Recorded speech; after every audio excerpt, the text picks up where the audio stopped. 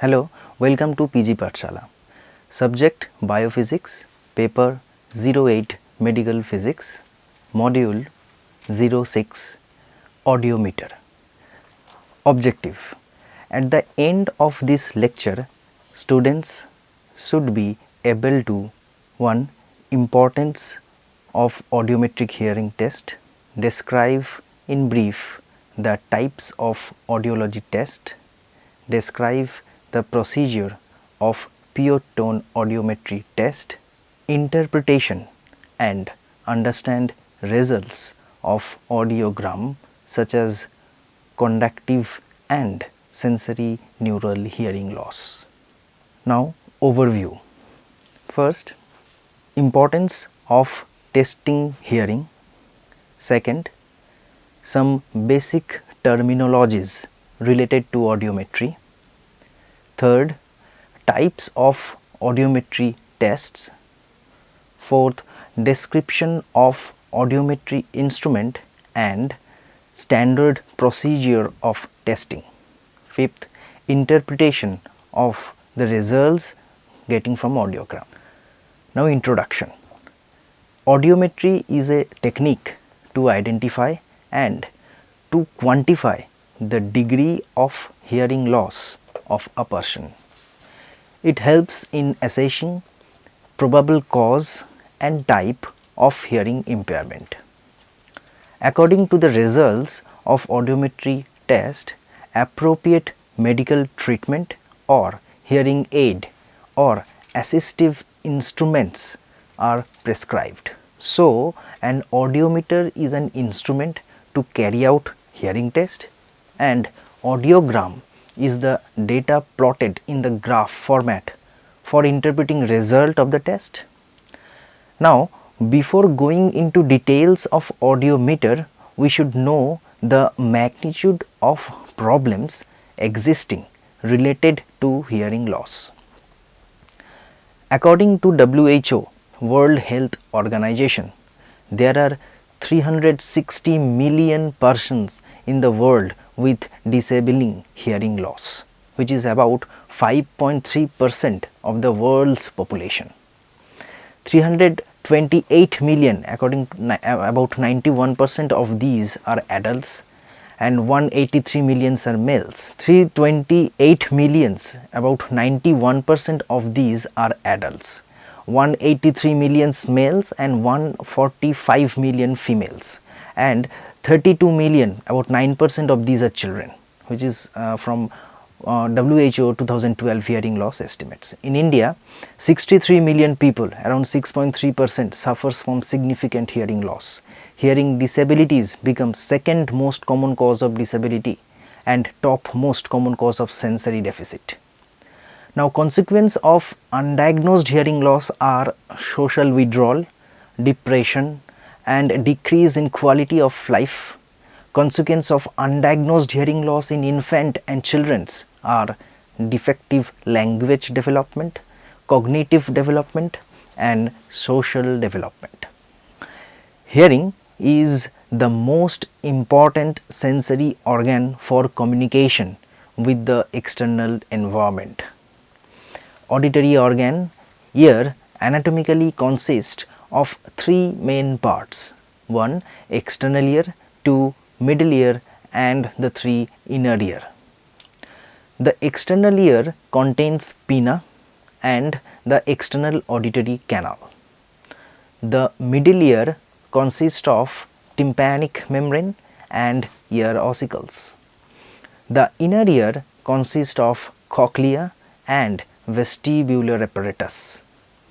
Now, damage to the outer and middle ear leads to conductive type of hearing loss, and damage to the inner ear produce sensory neural type of hearing loss.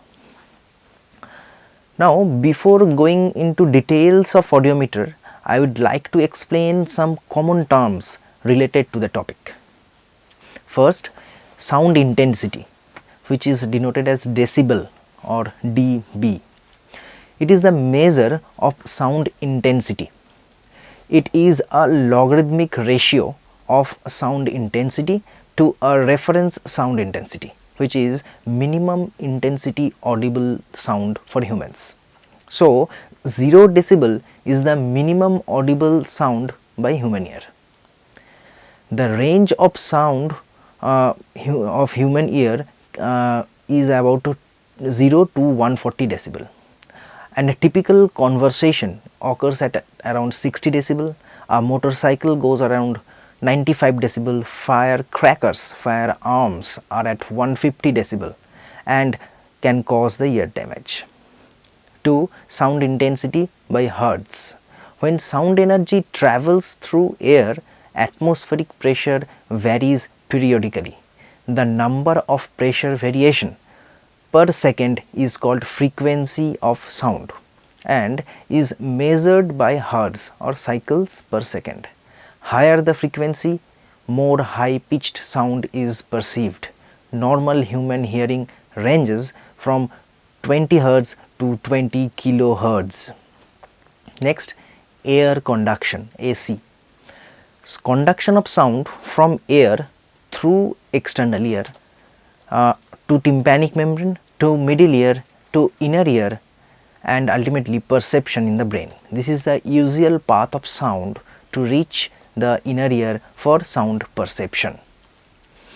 Next, bone conduction.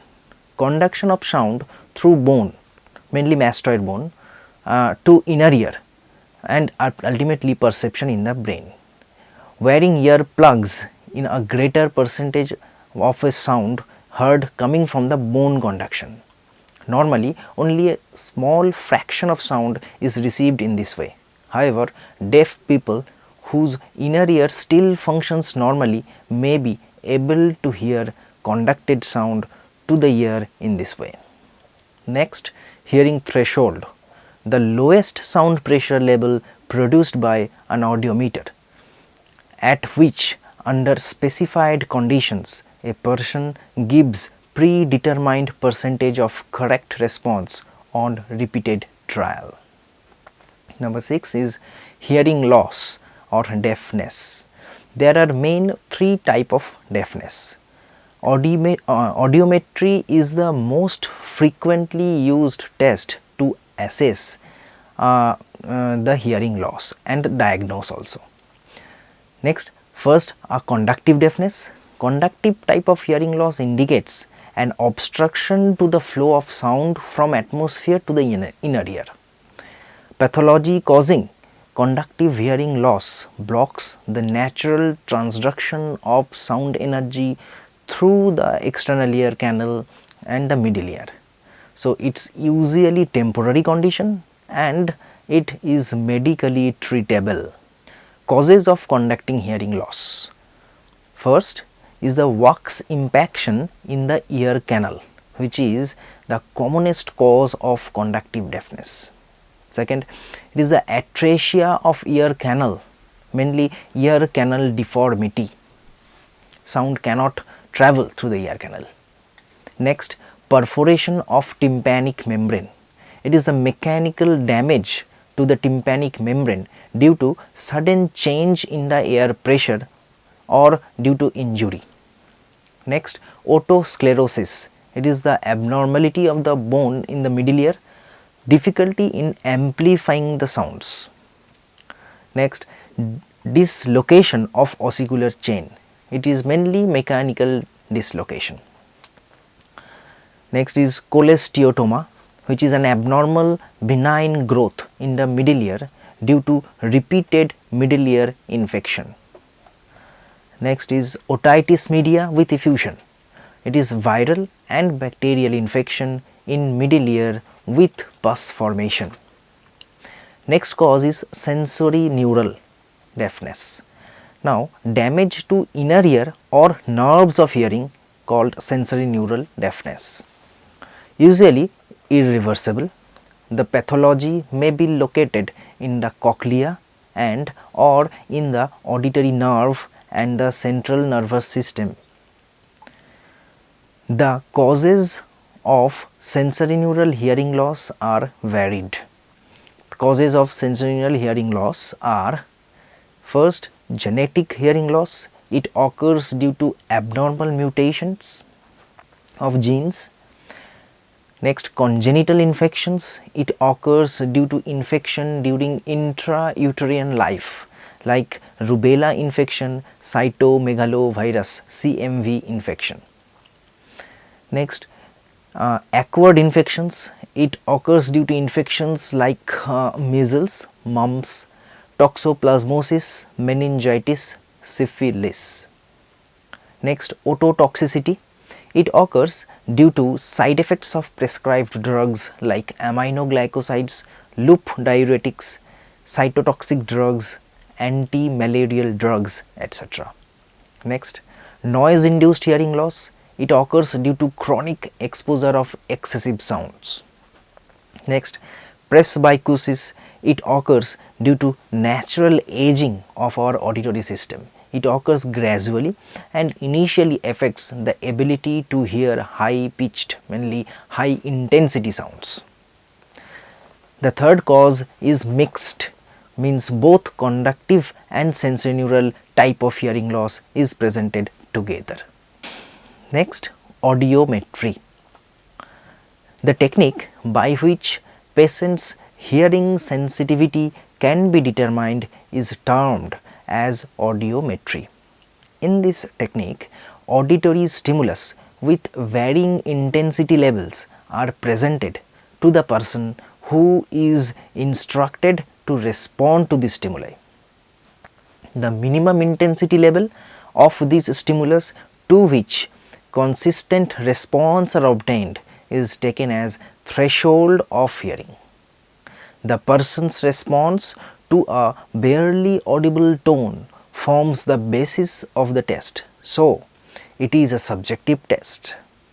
The test can be unsatisfactory if he or she is not participating fully, either because of inadequate instruction or noise condition interrupting it, or inattention, or maybe medio-legal factors affecting test compliance. Depending on this threshold, the patient's hearing sensitivity can be estimated by obtaining an audiogram. An audiogram is a plot of threshold intensity versus frequency. There are two main types of audiometry. First, pure tone audiometry, which includes air conduction testing and bone conduction testing. The patient here is instructed to signal the audiologist each time a tone perceived. A variety of response signals may be employed, responding yes with each tone, or pointing to the ear where the tone is heard, or better by a response switch. For assessing conduction threshold, most commonly used method is up 5 down 10 method. This technique is based on Hodgson-Westlake technique. Next is the speech audiometry, number 2 of audiometric test. Now, speech audiometry testing investigates the integrity of entire auditory system by assessing the ability to hear clearly and to understand speech communication. Here, both the speech reception and speech discrimination can be tested. A speech discrimination test. A list of monosyllable speech discrimination words are presented over earphone for each ear separately, and the patient is asked to repeat it. The percentage of total number of words presented which the patient is able to identify correctly is the speech discrimination score, SDS. The result of this test is from 0 to 100%. Generally, a high score is associated with normal hearing or conductive type of hearing loss, and a low score is associated with sensory neural hearing loss. Next is the pitch reception threshold test. In this test, 2 syllable words with equal stress are presented to each ear separately. The speech reception threshold is the lowest hearing level in decibel at which 50% of the words are correctly identified by the patient. For estimating speech receptor threshold, a group of 6 two-syllable words is presented at 25 decibel above the average pure tone audiometry threshold for 50 Hz and 1000 Hz, and then at successively lower intensities, at which level the subject is able to identify 3 words out of 6 correctly. The level is taken as speech reception threshold. The SRT of a normal subject is very close to its pure tone threshold, and SRT is generally 2 decibel lower than the average of pure tone hearing level threshold at 50 Hz and 100 kHz. Now, components of a pure tone audiometer. First is oscillator. Now, oscillator is to generate electronically standardized frequencies within plus minus 3% of their normal value. The frequencies generated are 125, 250, 500, 750, 1000, 1500, 200, 2000, 300, 4000 and 6000 and 8000 Hz.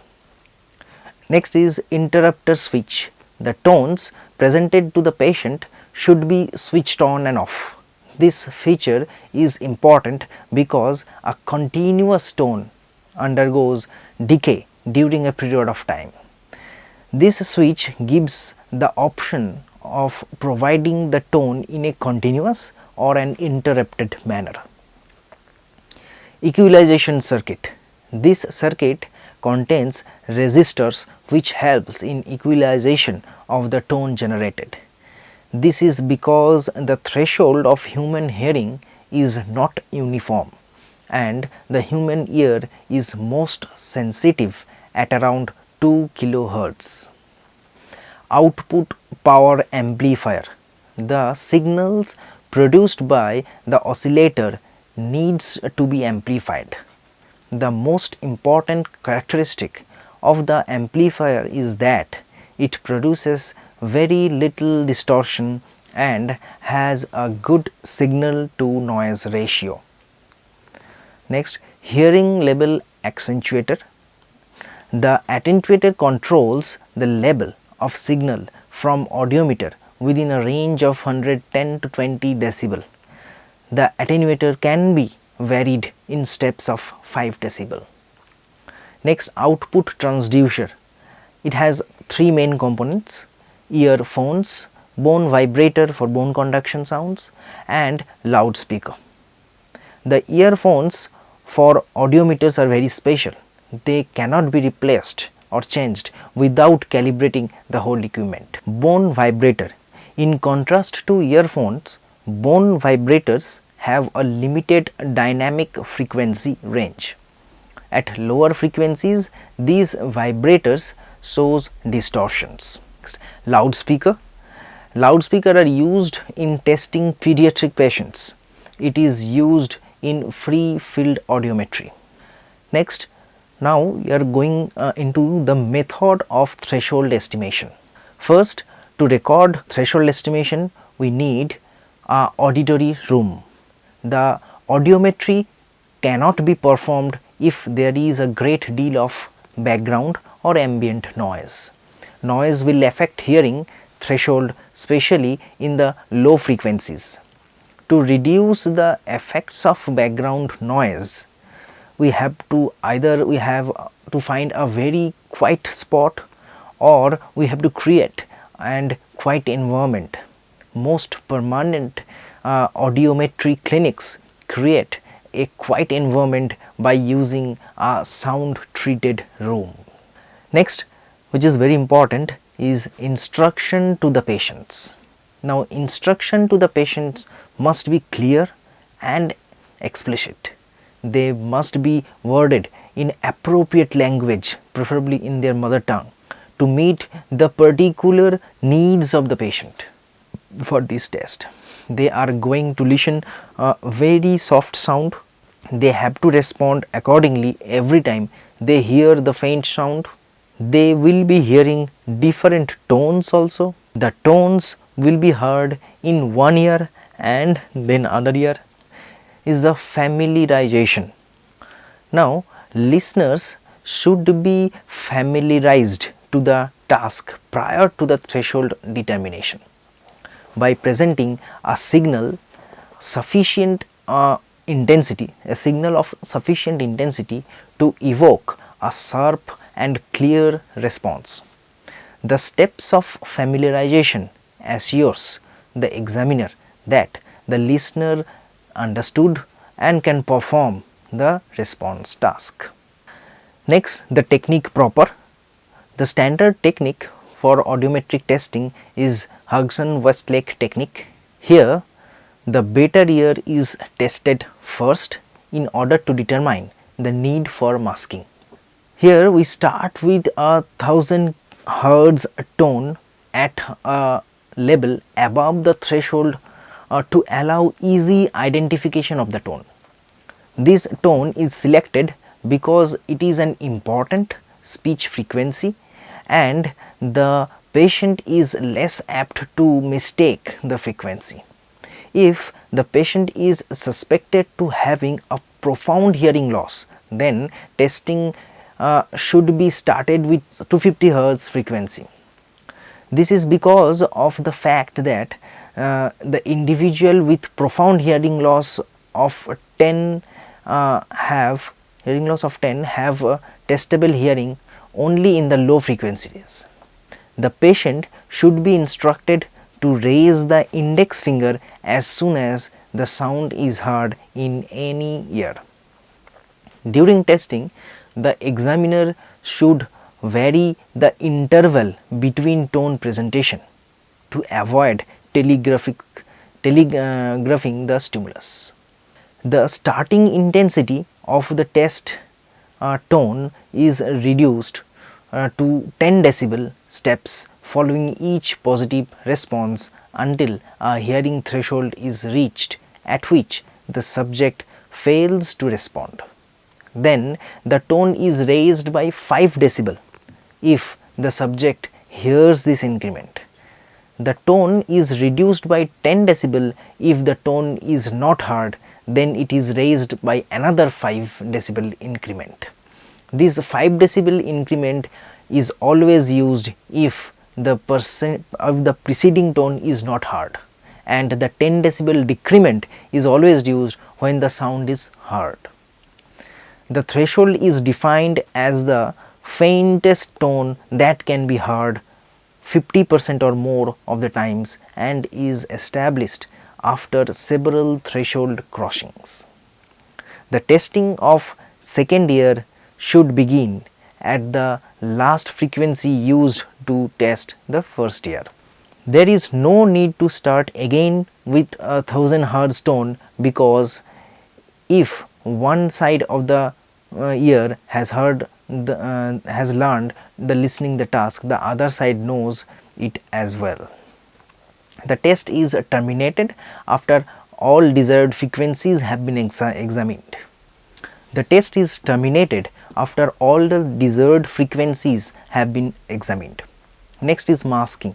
Masking is a procedure to isolate the test ear and ensure that result obtained are true thresholds of the test ear. It is possible for sounds to enter into the test ear to be carried by bone conduction across the skull and stimulate the cochlea of the non-test ear. The amount of sound energy that is lost as it crosses the skull is known as transcranial attenuation. It varies in individuals between 40 to 85 decibel. So, when there is a difference of at least 40 decibel hearing level of hearing threshold between ears, then masking is introduced in order to isolate the test ear and obtain the true threshold of the ear. In masking, a narrow band noise centered around the test frequency is introduced into the non-test ear. This noise occupies the non-test ear and allow the test ear to respond at its true threshold. Pure tones are presented into the test ear in the usual way until a true threshold can be recorded. Next is audiogram. An audiogram is a plot of threshold intensity versus frequency. The most threshold intensities are approximately 0 decibel hearing level for a normal ear.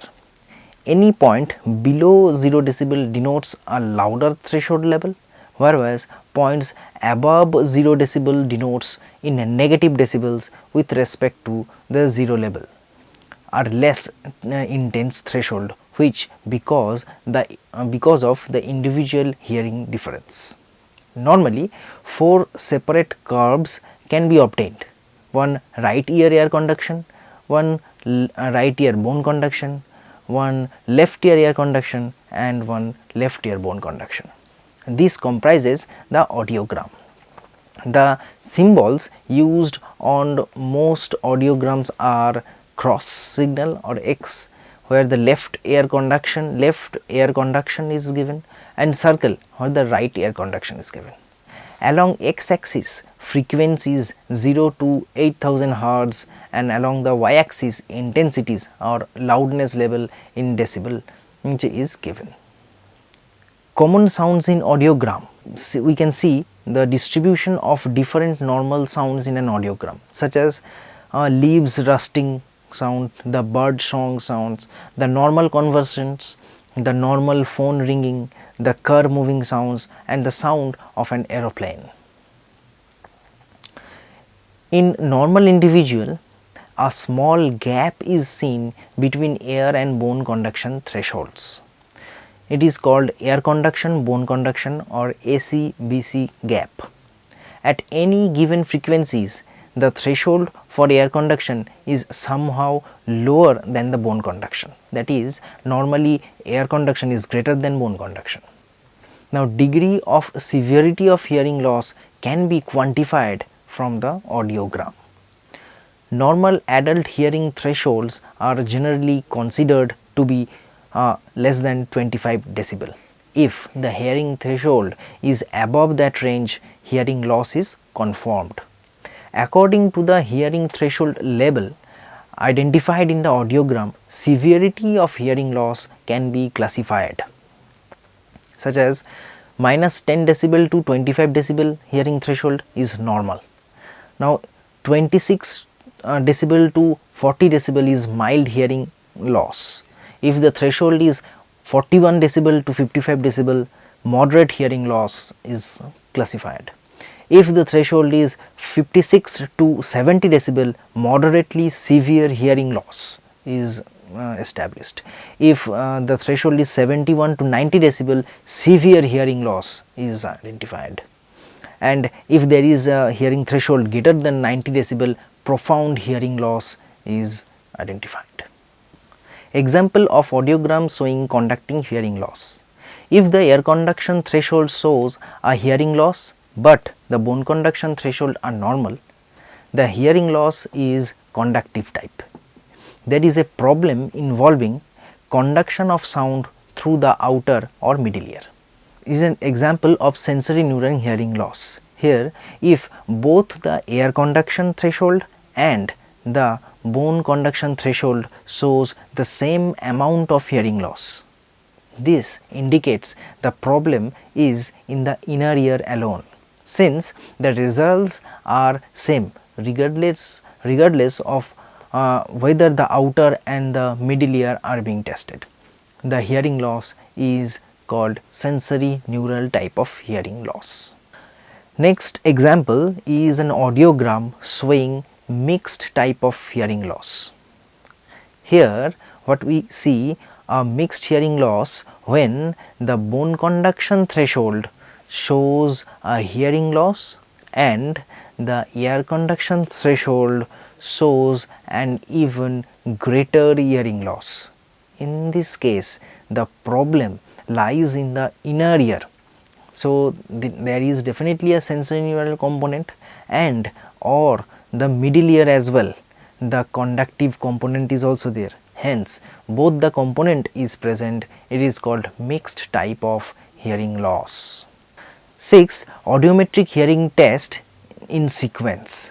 First, the patient should be comfortably seated in the sound treated room.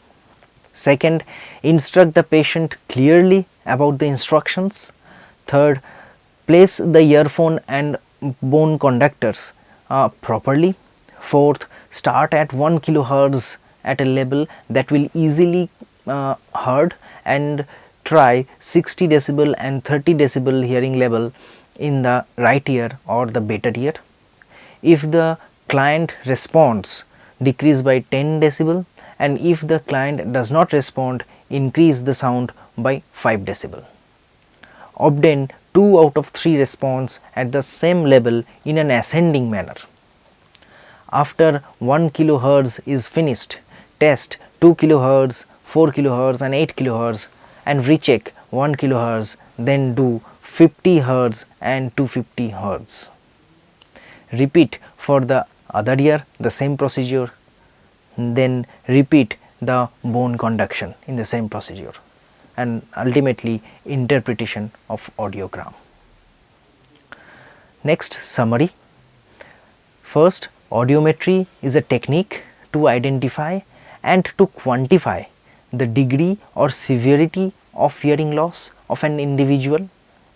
Second, according to the results of audiometric test, appropriate medical treatment or hearing aid or assistive instrument can be prescribed.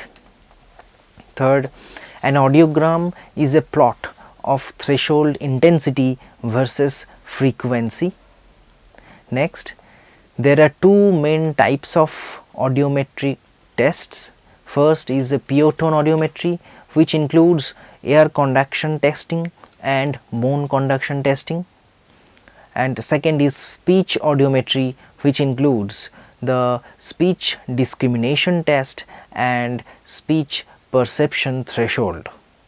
Fifth, the components of pure tone audiometer are: first, an oscillator; second, an interrupter switch; third, an equalization circuit; fourth, an output power amplifier; fifth, an oscillator; sixth, an interrupter switch; seventh, equalization circuits; eighth, output power amplifier; and ninth, hearing level attenuator; and tenth, output transducer, which has again 3 component. One is earphones, 2 is bone vibrator, and 3 is loudspeaker. Thank you.